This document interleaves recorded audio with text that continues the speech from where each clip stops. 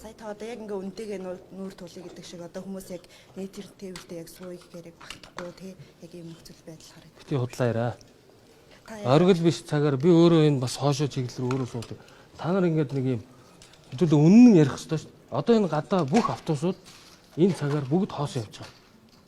Орооч хоосоо явж байгаа. Ерөөсөө M1, M2, M3 дээр л ачаал ирж байгаа. Бусад юунууд ингээд оргил ачаал үйч хоосоо явдаг.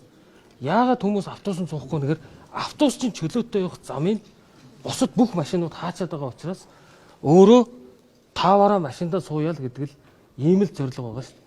Тэгэхээр хэдүүлээ энэ асуудлаа шийдээгүүл яг бодит үнэтэйгээл нүүр тулъя. Автобус 1300 явж байгаа.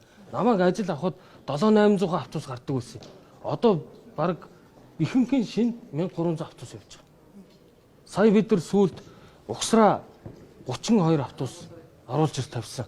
Одоо энэ жил 10 угсраа автобусны ашиглалт дуусж байгаа. Ирэх жил энэ жил бас хэдэн тарилаа буснуудын хугацаа дуусж байгаа. Бид нар яг тэр тоогоор нь тарилаа бус захиалах, тендер зарлах зохион байгуулдаг. Тэгэхээр бид нар юу хэлэх гээд байгааг бол замуудынхаа нэгдүгээр игнийг чөлөөлөл автобусаа чөлөөтэй явдаг бол хүмүүс автобус цагаараа явдаг бол хүмүүс автобусанд суух боломжтой. Манай автобусны сүлжээл харьцангуй хүмүүсийн суурьшлын бүсүүд рүү жигэд тархаж хийгдсэн байгаа. За баярлалаа.